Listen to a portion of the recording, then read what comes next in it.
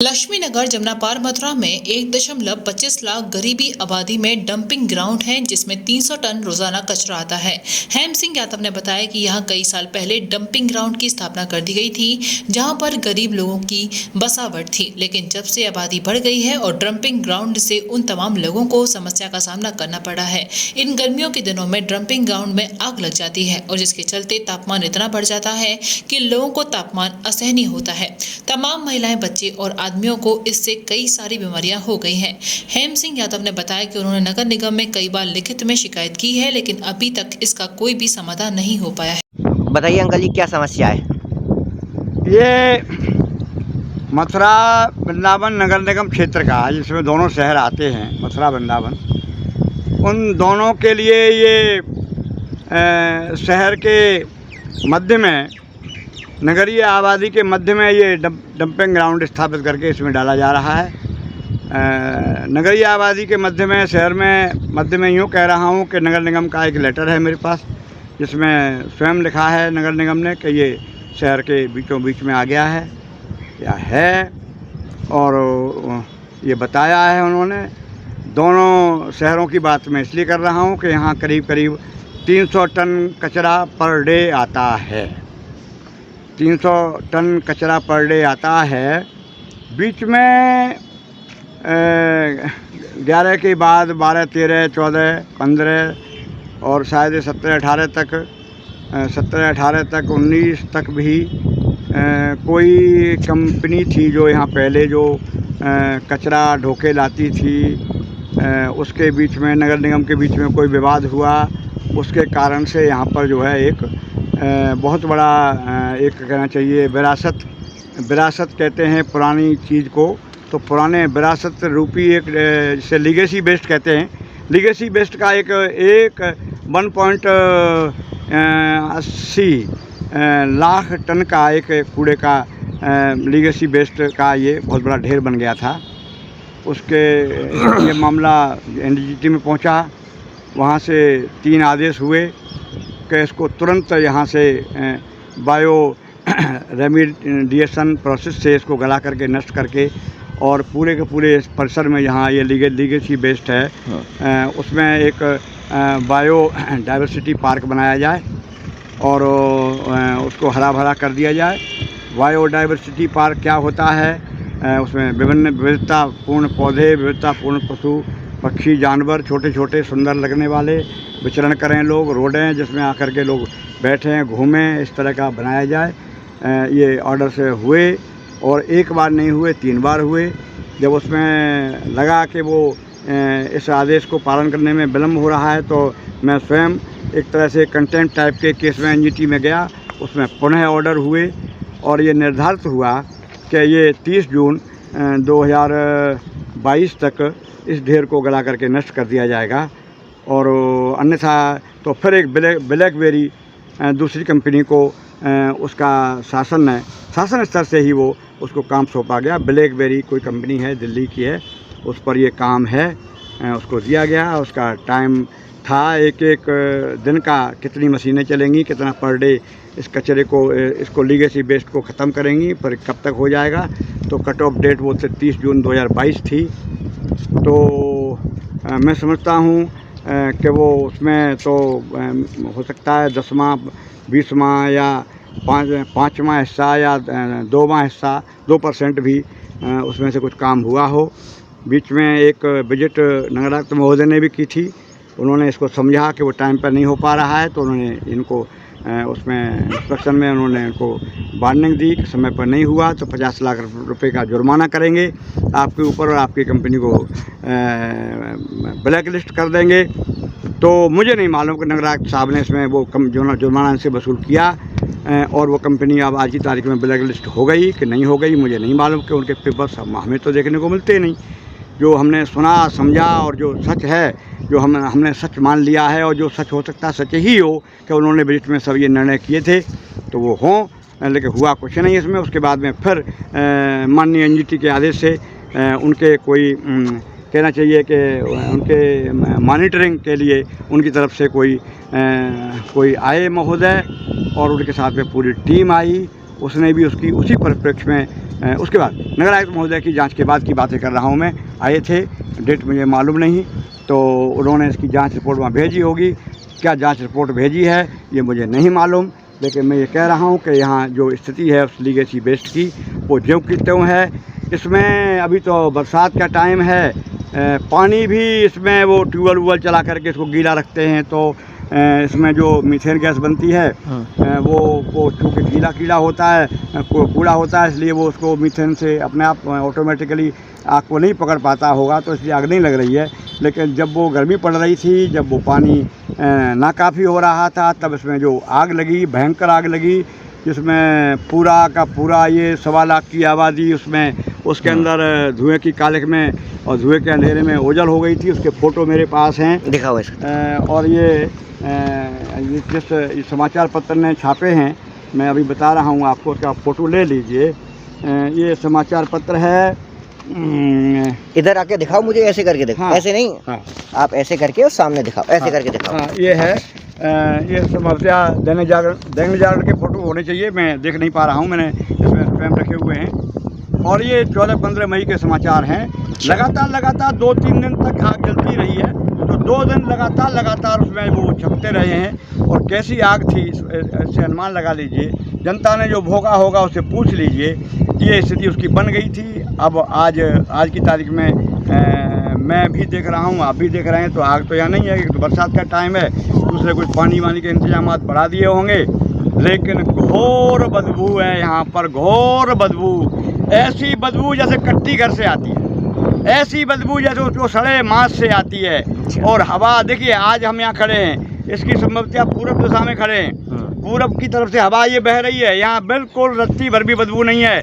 लेकिन आप इसके उस छोर में जाइए जहाँ नंगला कोलू बसा हुआ है, जहाँ और आगे रसखान नगरी बसी हुई है, चिरंजी नंगला बसा हुआ है, जहाँ होली गेट है, उस दिशा में जाएंगे तो उसकी जो फीलिंग है वो धीरे धीरे घटती तो जाएगी, लेकिन अपार उसकी बदबू जो है, या जिसमें असहनीय कह सकते हैं, जानलेवा कह सकते हैं।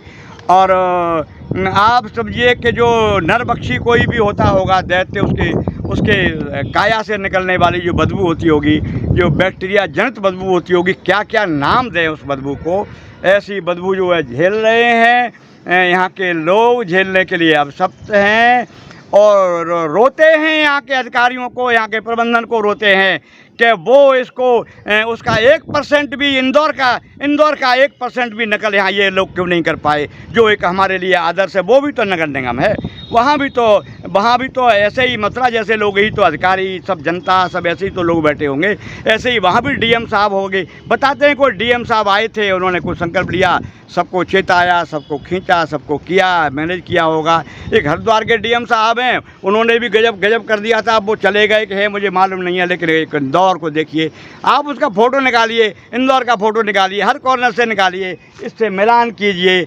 और अब ये लीगेसी बेस्ड जो है, जब ये ठेका हुआ था तब 2.60 लाख टन हो गया था, इतनी अवधि में ही इतना ये हो गया। उसके बाद में उधर देखिए प्रोसेसिंग प्लांट लगा हुआ है, वो उसका हटना तो इसकी अवैध स्थापना साबित होने पर ही वो यहाँ से हटेगा, अन्यथा तो कहेंगे साहब स्थापित है। जस्टिस डीपी सिंह की जो जांच हुई थी जुलाई 19 में, वो जांच रिपोर्ट 97 पेजेज की है।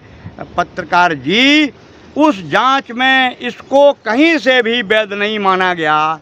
200 मीटर की आबादी के बाहर ही इसको कहीं और एकांत स्थान में स्थापित किया जाना चाहिए था। यहाँ तो ये 150 मीटर भी नहीं है नंगला कोलू, और ये 450 वर्ष पुराना बसा हुआ ये आबादी है।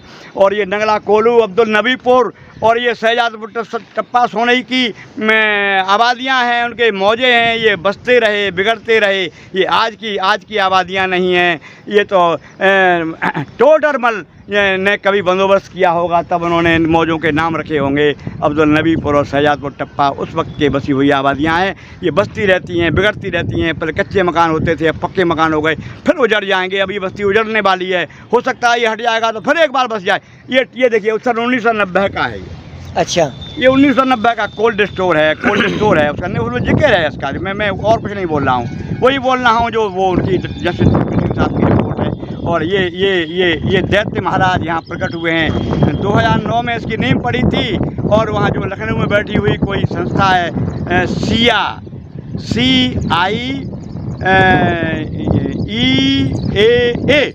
उसने इसको टेबल पर मैं लखनऊ में बैठ गई परमिशन दे दी। हाँ, मिली भगत थी। और कैसी मिली भगत? आपराधिक मिली भगत, षड्यंत्रपूर्ण आपराधिक षड्यंत्र करते हुए वहाँ के अधिकारियों ने इसको परमिशन दी जो नहीं मिलनी चाहिए थी। ये यहाँ पर प्रकट हो गया। अब जो मशीनें लगी हुई हैं, आप उनकी क्षमता देख पाएँ तो कभी देख लीजिए, पूछ पाएँ तो पूछ लीजिए, क्या ये 280 टन पर डे से ज़्यादा की क्षमता वाली या उतनी क्षमता वाली हैं? क्या ये 300 टन पर डे की क्षमता वाली मशीनें प्रोसेस कर रही हैं उसको यहाँ पर? ये तो मैंने पहले बता दिया कूड़े के ढेर का, जो कि आज की तारीख में तो यहाँ इसका वो हो ही नहीं रहा निस्तारण। वो निस्तारण को चल रहा होगा, पर डे आने वाले कूड़े का चल रहा होगा, लेकिन वो अगर निस्तारित हो रहा होता तो इस पर देखिए जगह जगह ढेर लगे हुए हैं। ये अच्छा। अभी ट्रॉली एक निकल के गई है, अभी थोड़ी देर में जेसीबी आएगी उसको सब एक जैसा कर देगी। ये कहाँ से आ रहा है? ये बदबू तो ताज़ा वेस्ट में से ही तो आती है और मांस के लोथड़ों में से आती है साहब। ये कोई कागज़ के टुकड़ों में से बदबू नहीं आती, कोई प्लास्टिक में से बदबू नहीं आती, सड़ी हुई चीज़ों में से बदबू आती है। बदबू कहाँ से आती है? कोई मेरा निवेदन है आपके माध्यम से, आपके चैनल के माध्यम से, कोई भी अधिकारी आवें, ईमान को लेकर के आवें, 5 मिनट उस बदबू में खड़े होकर दिखावें। एक बार मेयर साहब आए थे, दम घुट गई होती, मैंने वहाँ पकड़ के खींचा, मेयर साहब आप भी मरेंगे मैं भी मरूंगा, और उनको ले गए खींच खांच करके, तब उनकी सांस में सांस आई।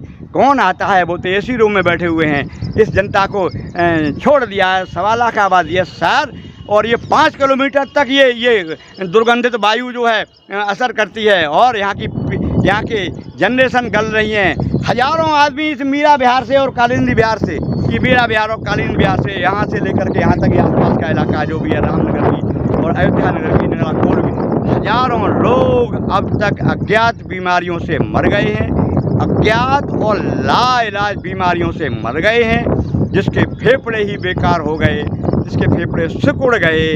अब ये बच्चे जो पैदा हो रहे हैं, जो आज 1 साल का है, 2 साल का है, 5 साल का है, उसके फेफड़ों को जांच करे कोई। सीएम साहब आए थे, उन्होंने कहा था कि यहाँ तो भयंकर रूप से लोग बीमार हैं। उनकी जांच टीम आई थी, वो रिपोर्ट मेरे पास है।